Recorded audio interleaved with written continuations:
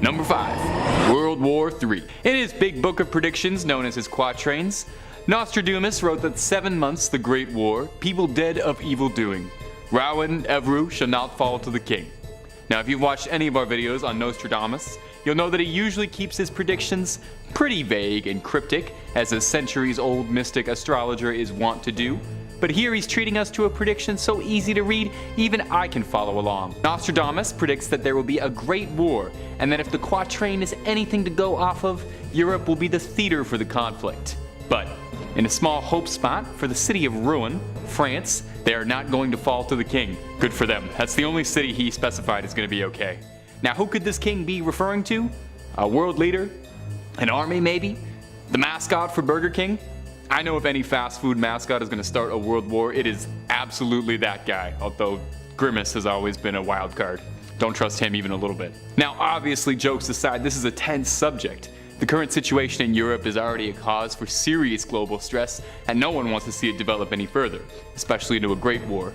Although that's a bit of a misnomer, isn't it?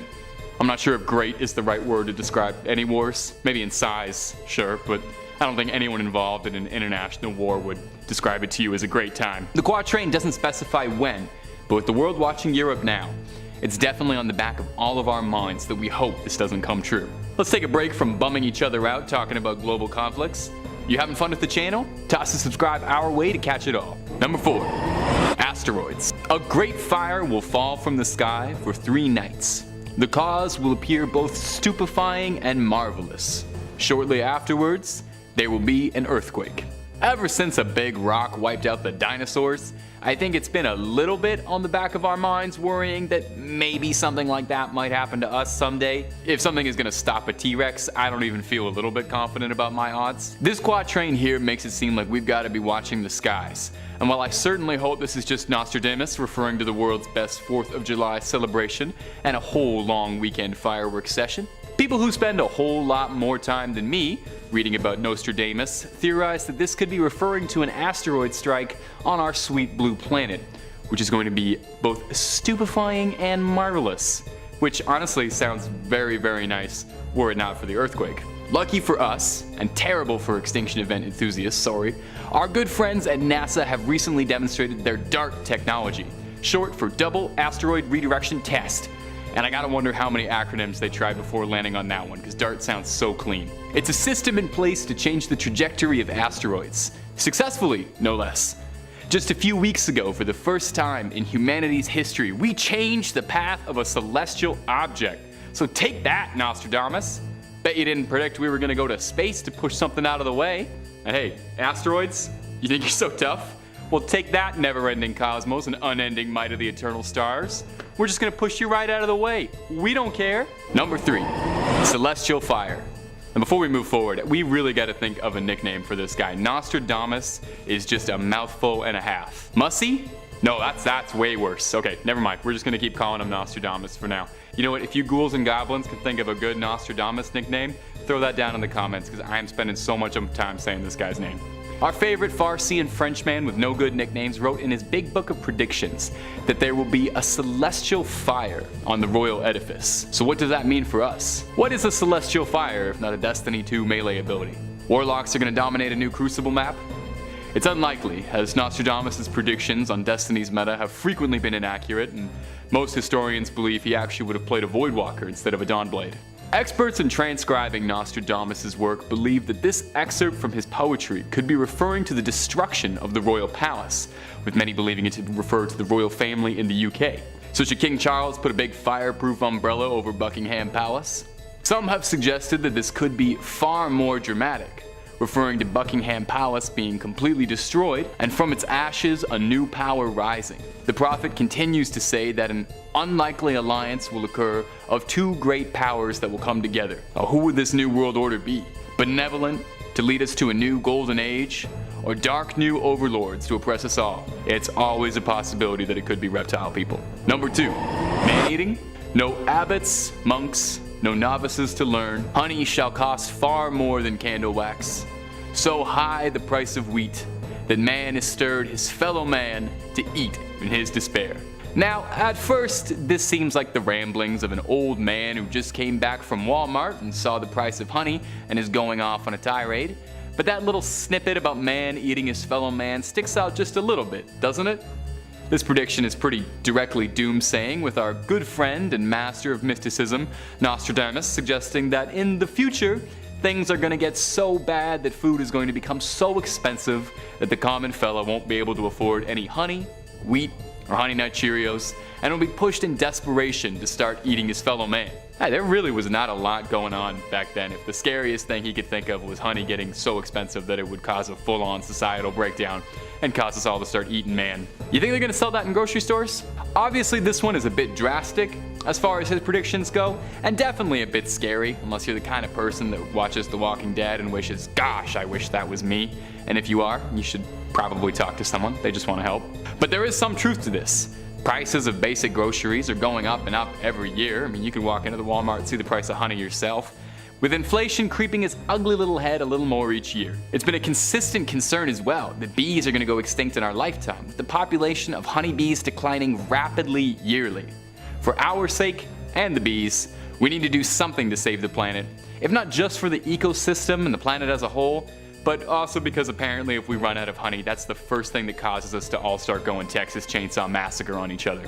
Number 1. Great Discord. The trumpet shakes with great discord, an agreement broken, lifting the face to heaven. The bloody mouth will swim with blood. The face anointed with milk and honey lies on the ground. Like most of Nostradamus' writings, this one sounds a bit like the opening monologue to one of the Lord of the Rings movies. And wow, hey, honey again. Honey was a really serious cause of concern for this guy. I think if nothing else, Nostradamus took his morning tea incredibly seriously. So besides crying over spilled milk and honey, what do the experts have to say about this one? Was Nostradamus banned from his Discord server and writing out against the tyrannical mods? Well, like most of the predictions on this list, this unnerving quatrain seems to suggest that dire violence will plague us, with unrest between the classes leading to full-scale rebellion and riots. This little ditty seems to support that, with Nostradamus writing that sooner and later you will see great changes made, dreadful horrors and vengeances. Well, I don't know about you, but I support great changes definitely, though I'm a little less sure about dreadful horrors and vengeances. The last few years have seen more civil unrest than ever, with it seeming like there's a mass-scale protest or riot every couple of weeks somewhere in the world. It's easy to flick on the news and see that and wonder if it's eventually going to hit a boiling point, and when it does, if we'll see some serious changes, or at the very least, some positive progress towards the price of honey. Because I'm really not looking to get eaten by anyone anytime soon. I'm just, look at me, I'm so twiggy, I will barely even make a good snack. Just pass me over, okay? Number 5, a bioweapon disaster. Baba Vanga has been called the Nostradamus of the Balkans, and if you're a fan of this channel, presumably you've heard a lot about Baba Vanga. When she was a girl, a sandstorm blinded her. However, when a door closes, God opens a window, and although she lost her sight, she was given a second sight, an ability to allegedly see into the future. And over the years, she's made quite a name for herself, making several predictions. Now, any old hack can predict stuff, but it takes a real prophet to land the nail on the head. One of Baba Vanga's more concerning predictions, to say the least, is that in the near immediate future, there's going to be a bioweapon disaster carried out by a large nation. Now, of course, in classic Baba Vanga tradition, she was just cryptic enough to not mention which country's doing this. As well, it's hard to say what exactly she meant by a bioweapon, but that's why we love you, Baba Vanga. We love vague mysticisms over here. Some sort of gas weapon or a virus? Now, the United Nations, of course, bans the development and production of any biological weapons, but, you know, if you think all the countries follow everything the United Nations does all the time, I've got a bridge I'd love to sell you. Anyway, if she was predicting accurately, this would have huge ramifications, not just for public safety, but also global politics. If it was a virus she's referring to, Vanga did make another prediction similarly in 2022 that a new virus would be uncovered and spread rapidly across the globe, as if we really need to do that one again. We just recently uncovered 33 new viruses in Siberia, and if you can wait just a couple minutes, you'll hear a lot more about that. Now, could there possibly be a connection between these retroviruses and her prediction of a bioweapon? I mean, of course there could be, but there could also not be. For all of our sakes, we sincerely hope maybe Baba Vanga was getting this one wrong. She's not right all the time. She predicted by 2017 that Europe would cease to exist, and as of this video, December 30th, 2022, Europe currently still exists. Can we get someone to check in on that just to make 100% sure? She also predicted that Barack Obama, the 44th president, would be the final president the United States ever saw. And unless she was making a complicated political commentary, there have been 2 more presidents since then, and there probably will be a few more afterwards. So she's not always right. But if you want a prediction that is right on the money 100% of the time, I predict that if you click through on Top 5 Scary, you're gonna find a video you like, you'll subscribe, and you'll get fresh scary content every single day. And I've got a feeling that I'm right. I know that psychics are fake because one told me I'd find love. Number 4, yet another supervirus. Athos Salome is a self-proclaimed parapsychologist and psychic who has been called the Nostradamus of Brazil. Seems like every country has one. And every year, he makes a point of releasing his predictions for the year ahead. Whether his predictions are simply guesses, or if he really does have some kind of psychic gift, is really not for me to say. But what I will say is that he has a relatively impressive track record. Salome was apparently able to predict a variety of things that happened in the last few years, such as the virus that has been taking the world by storm, the current situation in the Ukraine, the death of Queen Elizabeth II, and the results of the recent World Cup in Qatar. If this is true, and Athos really has been capable of predicting major world events, I really hope his predictions for the year ahead prove untrue. In his 2023 prediction report, he states that the world will have to deal with yet another bug that could cause serious harm to the population. As he puts it, it will sweep the world, and the fight against this new virus will take longer than one can imagine. If this new virus goes unchecked, suffering, mental and material damage will proliferate death, and this virus will be known as the greatest Grim Reaper in history. Athos claims that the origin of this sickness will be a result of melting ice in Antarctica. Whether his prediction for this year is true or not, this particular theory does have some scientific plausibility. Scientists have been saying for years that as the polar ice caps melt, viruses and bacteria that have been frozen in the ice for thousands of years could be released onto the world. We got a taste of this in 2016 when 8 people in Siberia were infected with anthrax after an infected reindeer carcass that had been frozen in the permafrost was thawed out due to a heat wave. Scientists have studied ice samples taken from the Tibetan Plateau and apparently discovered 33 previously unknown viruses that have been frozen away for about 15,000 years. Hopefully, Athos is mistaken, and this won't be the year where a previously unknown virus thaws out from the ice and drives the world into pandemonium once again. Number 3, Leave that in the video, please. Number 3, a shift in Earth's orbit. You know, there's a lot of really good things to like about the Earth. Lush fields, flowing water, the Fast and Furious franchise, and it orbits exactly where it should. It's a fantastic trait of our big blue marble. Well, Baba Vanga, always in my mind and always in my heart, made another worrying prediction about the state of the Earth in the near future, where she predicted that somehow, someway, something is going to knock Earth off of its orbit. Now, I feel like I don't need to explain too much why something knocking Earth off of its orbit would be pretty bad, mostly because I'm not a scientist, I don't really know the big details. Everything we're doing on this planet works the way it does, due in no small part to everything fitting in just the right place. But let's get into it for just a second. If Earth was somehow thrown off by its orbit by some incomprehensible cosmic Galactus level force, it would wreak incalculable havoc. Countries would be thrown into cycles of month-long days or nights, which might sound nice at first, imagine you had the most beautiful day of the year lasting 3 months. Except then you think of the damage it would cause. Unending daylight would lead to mass sleep deprivation, global anxiety, and it's not to mention what it would do to our flora, fauna, and wildlife. Crops would be ravaged, burnt, leading to a global famine. As well, unending days would lead to temperatures doubling, melting the ice caps even worse than they already are, rising sea levels and flooding coastal cities. We're not even talking about the parts of the globe that would be sent into like a long night. Could you imagine a 3-month-long night? For immediate starters, that would mean vampires and cats, I guess, would be the only ones thriving. Huge for the Fang community. Interestingly though, this actually is a recognized phenomenon called a polar night. And it's a town in Norway that actually experiences something like this in Tromsø. The sun doesn't rise from November to January, and paradoxically, they don't seem to experience seasonal affective disorder at all, and seem pretty fine with it. So add Norwegians alongside vampires and cats as the folks who would be fine with this. Sadly, As I am not one of those three groups, I probably would have an issue with it, so I'm gonna hope, just for my own sake, that this is another prediction of Baba's that isn't quite on the money. Number 2.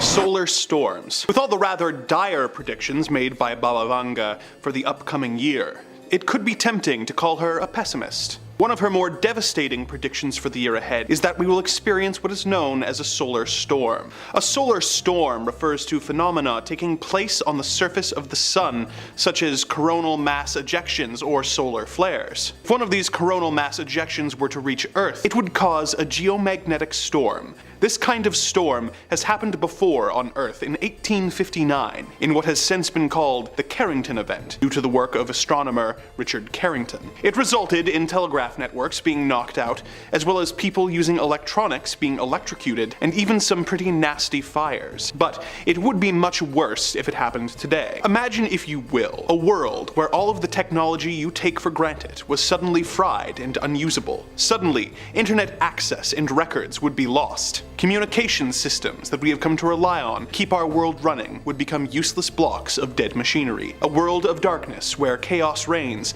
and the financial markets are suddenly put into a dramatic tailspin that we could not even begin to reverse the effects of for years. Think of the chaos that took place relatively recently in Texas when the power grid went down, and imagine what would happen if that took place all over the world. Considering the disastrous global consequences of one of these severe solar storms, let us hope that Baba Vanga is incorrect in her prediction that this will happen in the upcoming year. I'm sick of hearing about Baba Vanga. I'd like to hear somebody else prophesizing some doomsday. Maybe Nostradamus, he's a pretty good one. Nostradamus wrote hundreds upon hundreds of predictions, and for years after the fact, scholars and experts have been trying their darndest to decipher what he meant by them, because like all the great psychics of the world out there, he only wrote in vague mysticisms. So let's hear what Mr. Michel de Nostradamus had to say. Take a listen. The moon in full of night over the high mountain. The new sage with a lone brain sees it. By his disciples invited to be immortal. Eyes to the south, hands in bosoms, bodies in the fire. Now, I'm gonna be level with you. This does kind of sound like something a wizard in a cave in like one of the Zelda games would tell you, but let me do my best to parse this. Some Nostradamus experts and translators believe that this could be a reference to the rise of the digital age. I know, but bear with me. The new sage with a lone brain sees it. By his disciples invited to be immortal could possibly be referring to, and I don't want to stroke his ego too much here by calling him a sage, but Mark Zuckerberg's desire for the metaverse and his unwavering belief that that's the future of humanity, that we're all going to strap ourselves into a VR headset and start living our new lives inside a digital realm that looks like Wii Sports Resort, where we'll all begin anew and leave our fleshy bodies behind. Perhaps this is what Bodies in the Fire is referring to. Now, this stuff all seems a little sci-fi still, but it's an interesting thing to ponder and think about as we're getting close to reality each day. Is this the end goal for humanity? To link us all up? To escape the weakness of our flesh and get plugged into the matrix, existing as bits and bytes forever? In the last few years, we've seen AI go from rudimentary chatbots to these impressive creation tools capable of generating things we wouldn't believe. Will we get to a point where an AI can mimic a human experience? Notable video game director Hideo Kojima firmly believes this, and in a December 2022 interview alluded to this, saying that he believes he'll continue making video games even after his own death because he will have scanned his brain, and an AI based off his thoughts and his works will continue on his legacy long after he's gone. A disciple invited to be immortal, and if there's any disciple, it's Hideo Kojima. Now, I don't know about you, but I kinda like this reality, and I hope we can stay in it just a little bit longer, but that's mostly because I'm bad with computers. Number 5. Stonecutters and the Secret Order. Season 6 is up there as one of the best seasons of The Simpsons overall. Like, it was just banger after banger. Tons of classic episodes. You got the Who Shot Mr. Burns plotline, some of the best in the series. There's a bunch of season 6 episodes on this list, just to show how seminal it was. One of the more memorable ones is Homer the Great, where a downtrodden Homer feels he has no place in the world or higher meaning until he finds himself involved in a gentleman's club called the Stonecutters, a secret centuries-old order Homer finds himself at the center of when he is revealed to be the prophesized chosen one of the group. Now, as it turns out, the Stonecutters are far more than just a place for the guys to play dominoes and kick back. They're also a powerful clandestine lobby group pulling the strings behind the scenes. They're behind everything. everything. They're rigging the Oscars, they bury the electric car, they keep Martians under wraps, and they find consistent work for 80s icon Steve Gutenberg. The Stonecutters are a fairly obvious stand-in for various conspiracy theories like the Freemasons or the Illuminati, and if you believe the conspiracies, and I bet you do because you're watching these videos, allegedly they run the world behind the scenes. It's always rumored and long thought that they're controlling everything from the shadows. Could the Simpsons writers be letting the public know the truth of these sinister dealings? How these organizations work? Could Homer's secret monkey society be pulling the strings? Now, of course, if I was in a secret cabal that had made the world into my puppets, one of the first things I would do is discredit all the theories about my organization by, putting them in episodes of a beloved animated comedy show, making it seem like you'd have to be nuts to believe in that sort of thing. But that's just what I would do if I was part of a secret order controlling things. And if you're looking for more conspiracies, theories about beloved shows from your childhood, we have got plenty of that. Click through Top 5 Scary and I'm sure you'll find something worth shrieking at. Stay subscribed, stay scared, but most importantly, keep watching this video right now because we got way more weird Simpsons predictions coming up for you right after this. Number 4. Super realistic holograms. The Simpsons has been going on for so long that their episodes that were once in the past are now set in the future. Iconic Lisa's wedding episode, by the way, another season 6 episode. That episode's future flash forward took place in 2010. Very funny to think about that now when they say Homer was a child, he was a child in the 90s. I'm not ready for him to age up for a few years to be a 2000s kid. Anyway, it's just funny seeing what they thought the future was going to look like and how we keep surpassing those things, and we'll see where it goes from there. Eventually, the Simpsons started doing a little mini story arc of sorts with their future flash forward episodes, and one of them is in the episode Holidays of Future Past from the series' 23rd season. So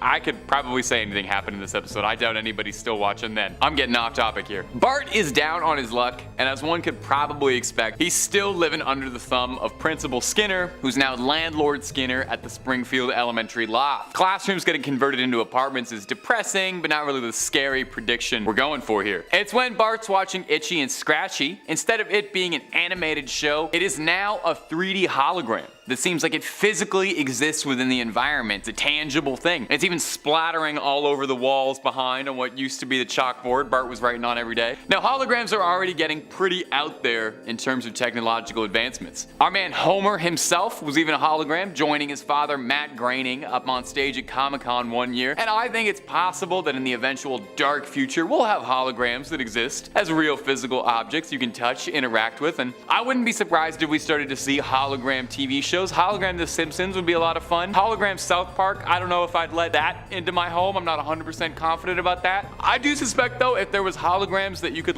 touch and interact with, we would never see anybody going outside again, ever, if that happens. Number 3, mind controlling in music. In season 12, all the way back in 2001, crazy how those episodes now seem like the really old ones. We got an episode called New Kids on the Block, which saw Bart and his friends Milhouse and Ralph and his sometimes friend, sometimes bully Nelson getting recruited to become the hottest boy band in Springfield. I don't know why, this one was always one of my favorites as a youngster. I think I just liked them singing. In the episode, a producer named LT Smash catches wind of one of Bart's pranks and is instantly enamored with his antics and signs him up to be the new face of his boy band party posse. Doesn't matter that the kids can't sing, they're all auto-tuned using NASA voice-changing technology. The boys end up having a smash hit single, a patriotic anthem called Drop da Bomb, a catchy song about how awesome the US forces are. But it's his chorus that really sticks out. They got these little belly dancers singing Ivan et Niage, and it gets stuck in your head easily, but it's a covert message. It's just join the Navy backwards, and that's still stuck in my head all to this day, so even as a joke propaganda, that's really wormed its way into my brain. It turns out that LT Smash was never a record producer. He's Lieutenant Smash, and the whole boy band is just a convoluted scheme to get people to subconsciously want to join the Navy. I'm pretty sure the Village People did a similar thing, and with the YMCA. The idea of music being used as a secretive tool to sway the public secretly has been a very popular conspiracy theory for years, with some believing, rap and hip-hop are Illuminati puppets for mind control or world domination. I know it would certainly explain how much Lil Nas X's music gets stuck in my head. Industry baby, industry plant, maybe, by the Stonecutters even. This sort of thing really isn't that far off, to be honest. list from all the wild predictions on this list so far. Using media to sway public opinion for propaganda is way more commonplace than I think any of us really realize. I mean, just last year, the film Top Gun Maverick, hugely popular movie, everybody saw it, contained this very subliminal message throughout the script where every time you saw a fighter jet flying around with sweet 80s music, you thought, wow, flying a plane would be so cool. I should fly a plane for the US Air Force. It's just crazy how subliminal they do that sort of stuff. Number 2, sentient robots. You know, besides The Simpsons, one of my all-time favorite TV shows is HBO's Westworld. Well, at least the first 2 seasons. I don't really want to talk about what happened to Westworld. Deserve better. Isn't it sad when a great show lives past its prime and it seems like the original magic is long gone, but the characters keep moving forward, tired like zombies? Anyway, speaking of The Simpsons, in another season 6 classic episode, I told ya, Itchy and Scratchy Land, Lisa and Bart egg the family to take them to Itchy and Scratchy Land, a Disney World parody with state-of-the-art animatronics of the most beloved violent cat and mouse duo. Bart and Homer end up getting themselves involved in all sorts of trouble, tormenting the mascots and wreaking havoc around the park, and it's not long before this Disney World parody shifts to a Westworld parody. The movie. The show wasn't out just yet. The robots go haywire, attacking everybody, no longer able to distinguish friend from foe. Funny enough, this isn't even the only Westworld parody on the show. Very recently, the last Treehouse of Horror was a parody of the HBO show, revealing that the entire show was actually the product of a highly immersive amusement park. Now, we're not quite there yet. Sadly, we're not quite at the level of technology where you can go to a theme park staffed by interactable robots. I know this because if there was, I would never spend a second anywhere but there. But we are really getting there. In 2020, South Korea saw the opening of the Jeongnam Masan Robot Land, the world's first totally robot-themed amusement park. Now, the robots at this amusement park, they look pretty cute, all things considered, because I guess, you know, you're not gonna scare them right away. But that's because they're luring you into a false sense of security. All it takes is one robot snapping after having the last bit of ice cream smeared across its lens and rising up against its human overlords, and we get a full-scale rebellion on our hands, and The Simpsons called it first. I, for one, welcome our new robot overlords. And a quick aside, if they ever made a cowboy robot amusement park, I would actually be so nice to the cowboy robots, and I would never do anything bad to them, ever. Number 1, zombies. You know, you would be surprised how often in the futuristic Simpsons episodes that it's suggested that zombies are going to be a serious problem at some point. I didn't know how many modern episodes of The Simpsons have these like flash forward timelines. I haven't seen anything past season 12 really, but it's enough that it's starting to make me just a little bit suspicious. This comes up like genuinely more than you think it would. Clearly, someone in the writer's room at The Simpsons had a pretty firm belief that this is how society's going to end. Now, it could just be because The Walking Dead is very popular, and we as a people love zombies in our pop culture, guilty as charged. But really, it just shows up enough that I felt like I had to bring it up. In 2 separate episodes showing possible visions of The Simpsons' future, we're told there's like a low-level zombie apocalypse going on. I wouldn't give this too much weight normally, but The Simpsons has been right about enough stuff that I think, I don't know, it's just something we should consider, at least something to hear out. The ending of Homer Goes to Prep School, after Homer sees that society would end up surviving a total collapse, the episode ends with a shot of a meteor with zombies coming to Springfield. And this seems like this might be like a little offhanded joke, but it might be canon because then in the episode, Days of Future, again in the future timeline, zombies are part of society, with Lisa working at a charity looking after the undead. Is this a possible glimpse into a dark future? I kind of think that the way they react in The Simpsons is more accurate to how we do with zombies. I don't think we'd have a full-blown Last of Us thing, maybe for a couple weeks, but I feel like we just work around it. I think you'd see zombies working as like Uber Eats couriers or just like hanging out on the street and, you know, someone would like tug on them on a leash and stuff. Besides, I'm not that afraid of seeing a shell of someone's former self shambling around as a corpse. I've seen modern episodes of The Simpsons. Oh, I'm sorry, I'm being too mean. Number 5, realistic holograms. In the episode Holidays of Future Past, we get another glimpse into the future timeline of the Simpsons family. Bart is living in the refurbished Springfield Elementary, which is now low-income housing, meaning Bart is still under the thumb of Principal Skinner, who's now Landlord Skinner of the loft at Springfield Elementary. A little side prediction, I absolutely think this is gonna happen. I definitely think people are gonna live in decommissioned schools. You know, we're not gonna need them anymore if we're all just downloading Wikipedia onto a USB into our consciousness. Okay, I'm getting sidetracked. Anyway, to pass the time, Bart is still into Itchy and Scratchy, except instead of watching it on TV, Bart watches it as a live projected hologram in front of him. Itchy and Scratchy then proceed to do exactly what they do best, which is scratch, bite, and inflict grievous bodily harm on one another, which then splatters all over the walls of Miss Krabappel's former classroom behind him. Now, hologram technology is already leaps and bounds, making incredible strides. I mean, in our lifetime, we've seen it go from science fiction to regular reality. The Tupac hologram blew our minds when we first saw it, still blows mine. We even saw Homer as a hologram actually making a surprise appearance at a Comic-Con a few years back with his father, Matt Groening. Now, the real development will be when we get holograms like shown in this episode, that you could interact with physically or could have an interaction with the environment around you, which I think is all kinds of scary. I mean, imagine if a hologram, digital light conjured, could touch you or grab you. Imagine the ramifications of that. Or don't, to be honest, because I actually don't really want to think about it. But if you do want something to think about,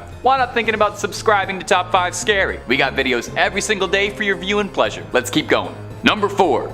Economic crash. Look, things aren't doing too great economy-wise lately. You tried to buy butter recently? A trip to the grocery store just isn't what it used to be. And maybe the Simpsons writing team knows more than they're letting on. In a recent-ish episode from the 24th season, Homer goes to prep school. Homer meets a new friend who's voiced by Tom Waits, bizarrely enough. The man overhears Homer at Moe's talking about how he doesn't think society could survive a collapse, and the man agrees with him and warns Homer that soon there'll be economic disaster, and the supermarkets will collapse, and the United States will come down with it. Homer insists that America can't fall because it's a strong empire like Rome. The man then pulls out an iPad and shows Homer an unspecified vague video with no dates that warn him of a vague impending apocalypse, which is more than enough to convince a simpleton like Homer to join their cult-like group of survivalist preppers, prepping for what they believe to be the inevitable collapse. Of course, this is a pretty real phenomenon. We all know about preppers by now. Preppers are a recognized group. There was that reality show for a while, so that's all very real. Whether or not there's an incoming collapse and the supermarkets will be empty and we'll all be raiding, who's to say? I'm not an economist, I'm a YouTube host, so all I can say is that I've noticed butter is a lot more expensive than they usually are. In the end, Homer inadvertently triggers an event that causes a collapse in Springfield, but to his and the preppers' dismay, Springfield bounces back like nothing happens. So maybe we don't need to be worried. You know, in the event of a societal shutdown, as long as we have each other and a couple people remember some good jokes from The Simpsons, I think we could survive an apocalypse together. Number 3. Cloning blues. The Simpsons heads towards the future fairly often in the modern seasons these days. I didn't know that. I guess once you've been on for 34 years, you're gonna have to start inching towards the future eventually. Now, in previous episodes set in the near future, like the classics Lisa's Wedding or Bart to the Future, they've been surprisingly bang on with their predictions. I'm sure we all know about they make a joke about President Trump in Bart to the Future, but also some pretty smaller stuff here and there, like FaceTime being the primary method of communicating in the future. Well, the 18th episode of season 25, Days of Future Future, takes us back to the future Simpsons timeline. The episode shows us a grim fate, Homer's death. The family is devastated until Homer is swiftly cloned and replaced, memories intact. Of course, Homer being Homer, this new Homer does not last very long, and his clones have to be replaced like batteries in a smoke detector, and he ends up going through Dr. Frink's entire supply of clone bodies in a matter of days. Eventually, Homer's consciousness is given over to a robotic body, kinda a la Westworld. Now obviously this technology is pretty fantastical, and I would wager we're definitely a few years off, and at the very least before we'll see a human being stepping out of a test tube with their memories intact and ready to go face the world. But I think it's more likely coming soon than it is later. Number 2.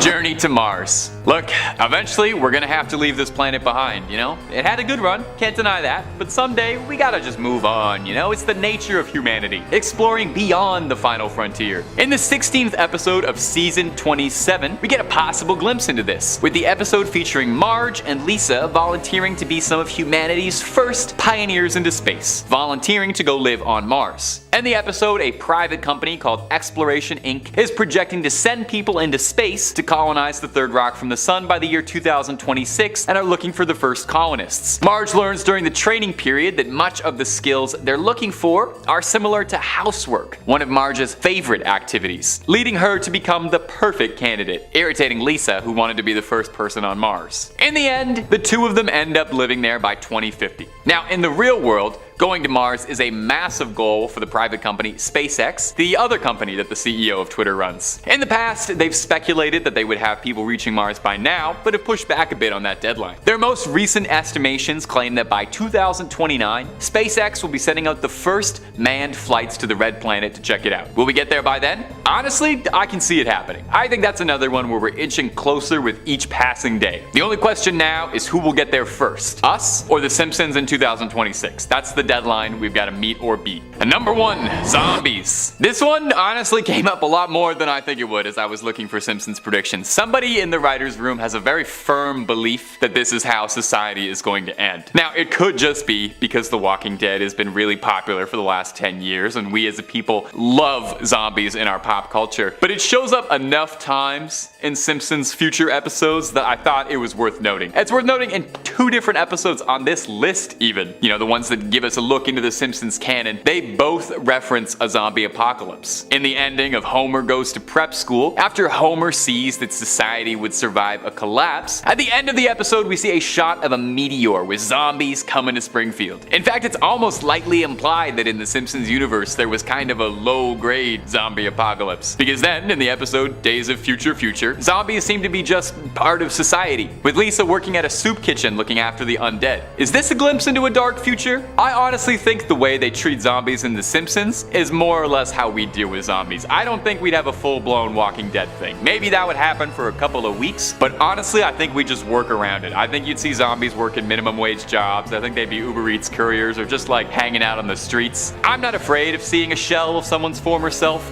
shambling around as a corpse. I hope The Simpsons never ends, if nothing else, so they can always be around to predict the future.